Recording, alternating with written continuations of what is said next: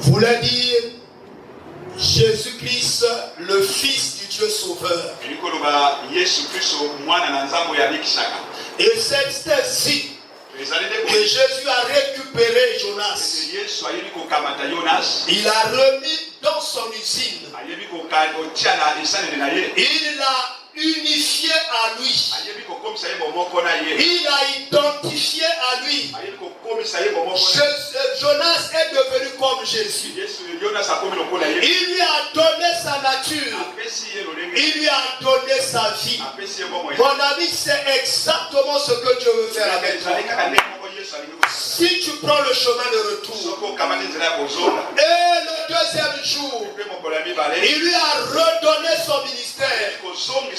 Il lui a redonné la vie de son ministère. Il lui a redonné la puissance de son ministère. C'est le jour du témoignage. Et le troisième jour, il a ramené au bord du rivage. Le jour de la résurrection, il a sorti du ventre du poisson, du lieu de la préparation. Il a remis sur le terrain de travail. Mon ami, Jésus t'appelle ce matin. Il dit, reprends le chemin que tu avais abandonné. Reprends ta place. Je ne sais pas ce que tu faisais. Tu étais un prédicateur. Dieu te dit de revenir à la prédication. Tu étais un intercesseur. Dieu t'appelle de revenir à l'intercession. Tu étais un chanteur. Dieu t'appelle de revenir à la chanson. Tu étais un instrumentiste. Dieu t'appelle à revenir dans l'instrument. Tu étais un protocole. Dieu t'appelle à revenir à cela. Tu allais gagner les âmes de la rue. Dieu te demande de repartir dans la rue pour gagner les âmes. Tu allais visiter les malades. Dieu te demande de repartir là-bas. Tu partais dans les hôpitaux. Dieu te demande de repartir dans les hôpitaux. Parce que le travail que tu faisais, Dieu l'appréciait et il accompagnait. Même si tu avais le sentiment qu'à chaque fois tu échouais. D'ailleurs, c'est ça qui a créé la rébellion dans la vie de Jonas.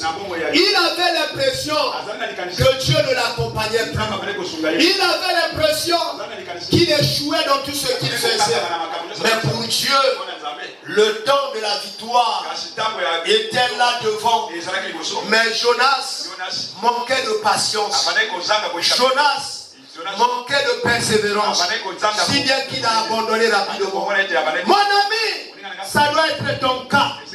D'abandonner rapidement. Parce que tu as vu que tu avais les échecs que tu connaissais. Que tu avais, Seigneur, de la honte que tu subissais. Tu disais, si Dieu était avec moi, ces choses-là ne devaient pas m'arriver. Mais je te dis ce matin, comme Dieu l'avait dit à Jonas, exactement il était avec toi. Exactement celui qui a envoyé en mission. Il fait toutes choses bonnes en son temps.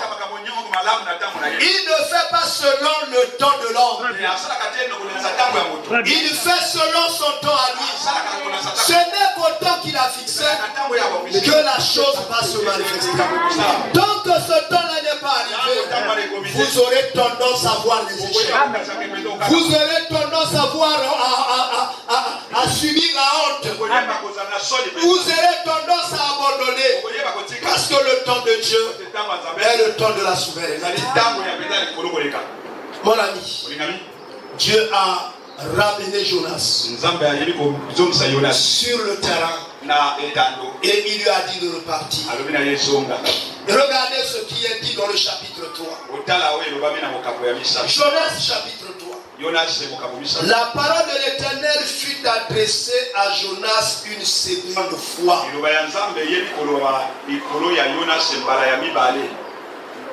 En ces mots, lève-toi, va à Ninive, la grande ville, et proclame-y la publication que je t'ordonne.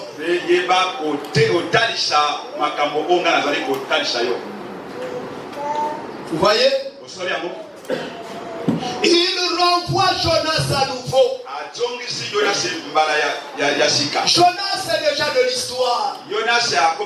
Jonas était dans l'ancien temps. La parole de Dieu est la même hier, aujourd'hui et éternellement. Cette parole-là s'adresse à toi. Même si dans le passé tu avais tout abandonné, tu avais abandonné ce que tu avais fait ou ce que tu faisais, tu étais un serviteur de Dieu assidu. Tu étais un enfant de Dieu qui passait de nuit à l'église. Tu étais un enfant de Dieu qui jeûnait. Tu étais un enfant de Dieu qui priait. Tu étais un enfant de Dieu qui soutenait les autres. Tu as tout abandonné. Mais Dieu ne t'a pas abandonné. Il te renvoie dans la même œuvre. Il te renvoie sur le même terrain. Il te dit va là où tu travaillais. Il dit va dans l'église là où tu jeûnais. Il dit va sur la montagne là où tu jeûnais. Va dans les endroits où tu priais.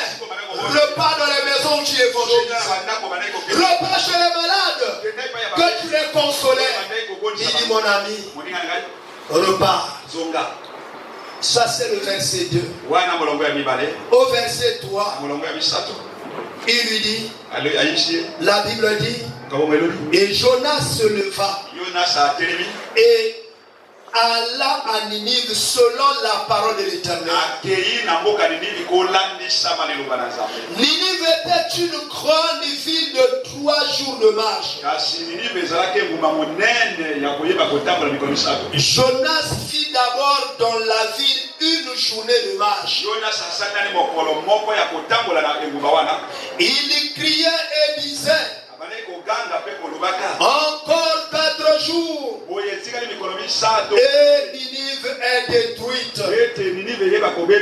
Encore 4 jours et Ninive est détruite. Les gens de Ninive crurent à Dieu. Ils publièrent un jeûne et se revêtirent de sacs, depuis les plus grands jusqu'aux plus petits.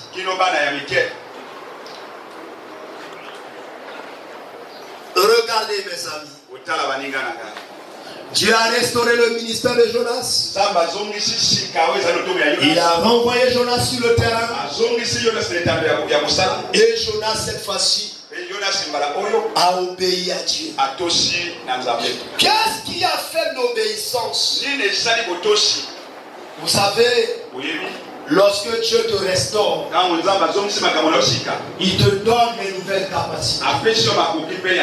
Il te donne de nouveaux sentiments. Il te donne une nouvelle force. Il te donne une nouvelle onction. Il crée en toi un engouement.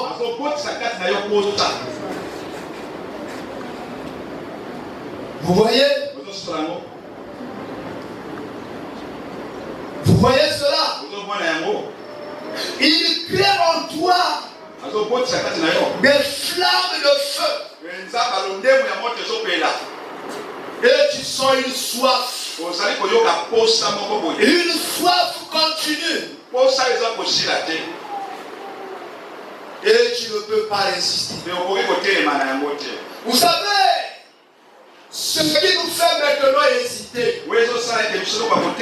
c'est que nous sommes devenus froids à cause des échecs que nous avons rencontrés.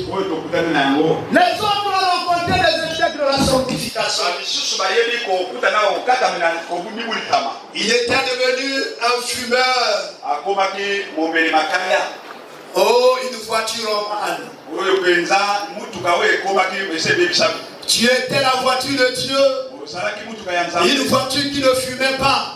Mais tu commences à dégager de la chaleur. Si tu commences à dégager de la fumée,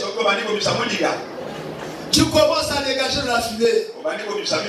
Et à ce moment-là, si tu repars chez le mécanicien, il va identifier les pièces qui sont malades.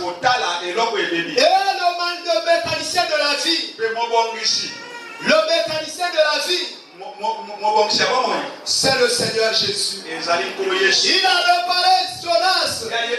Jonas ne fumait plus. Jonas est né de nouveau avec un nouveau ministère. Il est reparti à Ninive. Il a commencé à parler. Oh mon ami. Mon ami. Nous voyons que Jonas obéit tout de suite à l'ordre de Dieu. Ceci est le fruit de la renaissance de son ministère.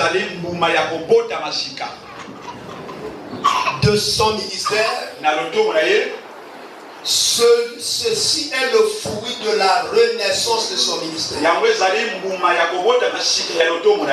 qui a eu un effet sur sa vie.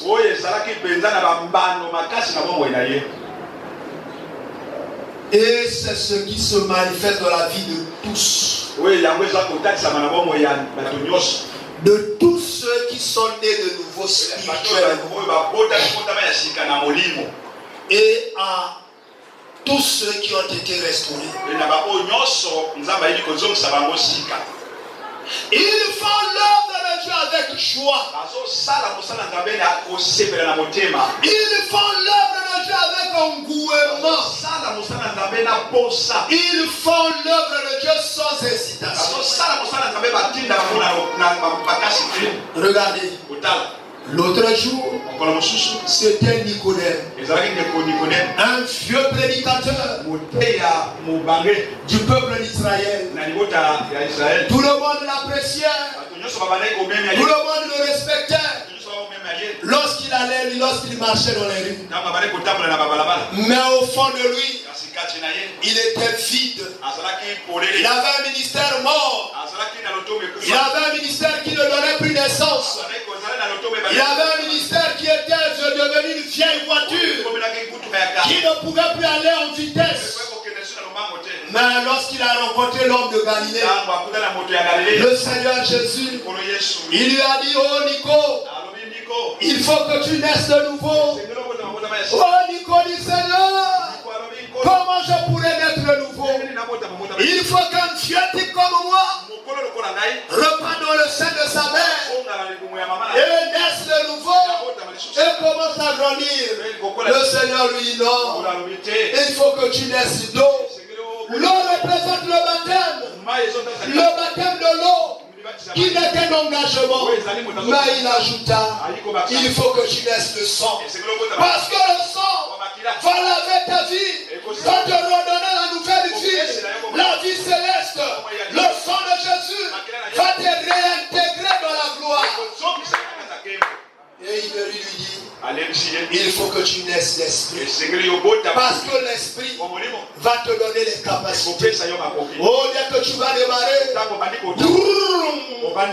alors ça prend le départ. La dynamique. Mais au même moment, et le cœur de Jonas n'était, dans le cœur de Nicodème n'était plus tranquille. Il était bouleversé. Mon ami, si Dieu te rencontre, si Dieu revient à toi, il te redonne la vie, tu ne seras plus tranquille. Tu ne pourras pas rester à la maison longtemps. Tu chercheras le lieu de prière. Tu chercheras là où il y a les enfants de Dieu qui lèvent la main, qui cherchent Elohim. Mais si tu vois que tu prends plaisir à dormir, à manger, à suivre les théâtres, à ne jamais venir à la prière, même lorsque c'est l'heure de la prière, tu es devenu froid, tu es devenu mort. Oh, tu n'as plus la vie. Même si les hommes de ce monde voient que tu as la vie, mais tu n'es qu'un mort. Là-bas dans Jean 3, Nicodème avait été touché. Maintenant, revenons dans le cas de Jonas. Mon ami, Jonas manifestait maintenant une soif. Lui qui ne voulait plus aller à Nicodème, il manifestait la la soif de faire l'œuvre. Mon ami, lorsque Dieu restaure ses serviteurs, ils font l'œuvre de Dieu avec joie et sans hésitation.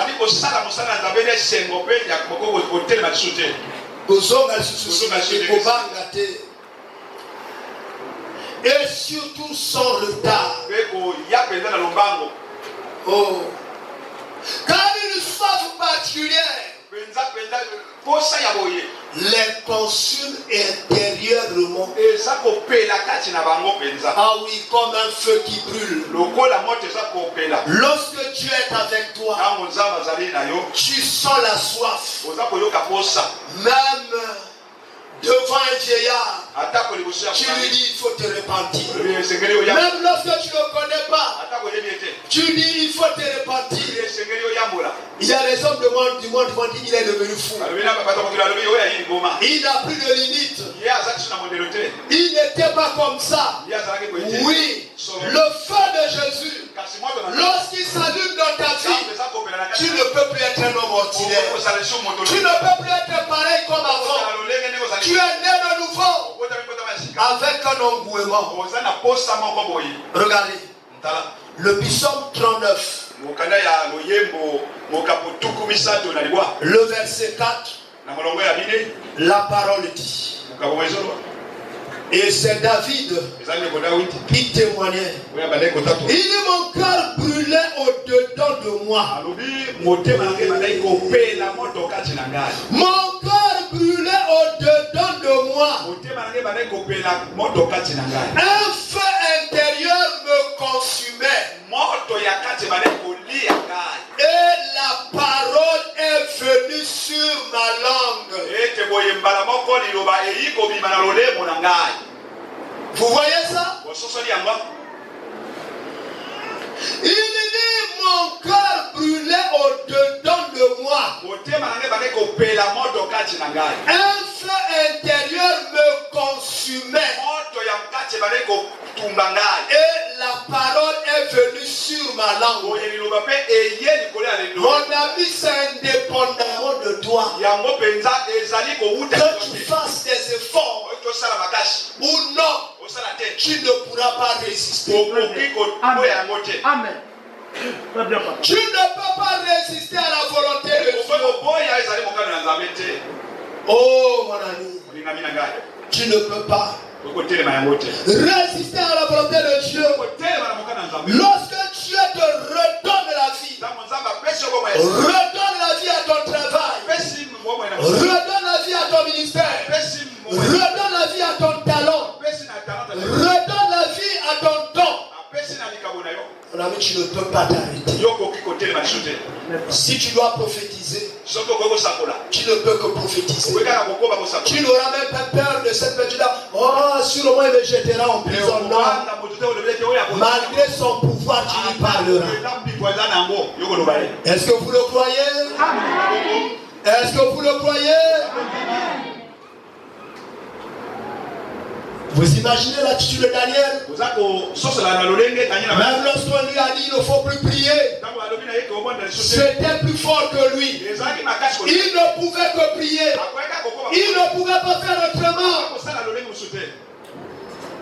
Vous imaginez l'attitude de Shadrach, Meshach et Abednego? Même lorsque la fournaise avait été préparée,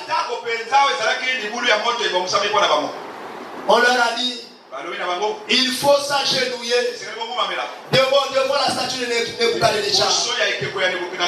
Ils ont dit non.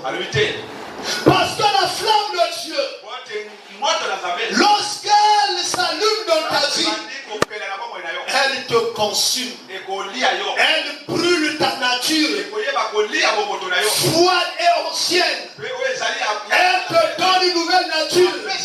Tu n'hésites même pas. Tu allais partout. Tu ne vois même pas la longueur ou encore la durée de la marche. Mais tu le feras. Dans le psaume 104, au verset 4, la Bible dit il fait devant ses messagers. Amen. Des flammes de feu, ses serviteurs. Oh, regardons la puissance qui animait le ministère restauré de Jonas. Lui donna une force extraordinaire. Ceci est visible par le fait que Jonas a parcouru toute la ville de Ninive en une seule journée. Mon ami, on dit que cette ville-là, pour la parcourir, il fallait faire 3 jours et 3 nuits sans dormir. Non, 3 jours et 3 nuits sans dormir. C'est à ce moment-là que tu vas parcourir toute la vie. Mais la flamme de Dieu, animant Jonas, lui a donné la force en parcourant la ville en un seul jour. Oh mon ami, lorsque Dieu est avec toi, rien ne peut devenir impossible. Lorsque Dieu est avec toi, tout est possible. Lorsque Dieu est avec toi, il n'y a plus de montagnes qui constituent des obstacles. Lorsque Dieu est avec toi, ta langue est devenue flamme de feu. Ta parole est devenue flamme de feu. Tes pieds sont devenus flamme de feu. La Bible dit, tous les lions fouleront les plantes de tes pieds. Ils seront donnés en possession. Tu posséderas ton départ. Tu posséderas ton arrivée. Rien ne pourra te résister. Tu renverseras même ce qui t'avait résisté avant. Parce que Elohim, le Dieu puissant, fera de toi un char de feu. Tu deviendras une flamme de feu. Tu ravageras tout sur ton passage. Mon ami, quelque chose qu'on devait faire en 3 jours, Jonas l'a fait en 1 jour. Mon ami, le revêtement divin te donne des capacités au-delà de l'ordinaire. Est-ce que vous croyez à cela? Amen. Oh. Voyons ce qui arriva aux apôtres après la Pentecôte. Oh, regardez. Prenez acte. Je ne voudrais pas lire.